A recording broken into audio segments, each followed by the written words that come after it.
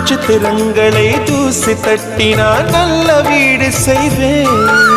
நட்சத்திரங்களின் சூட்டில் நான் உருகி போய்விடில் ஏன் செய்வாய்? உருகிய துளிகளை ஒன்றாக்கி என் உயிர் தந்தே உயிர் தருவேன். ஏ ராஜா, இது மெய்தானா?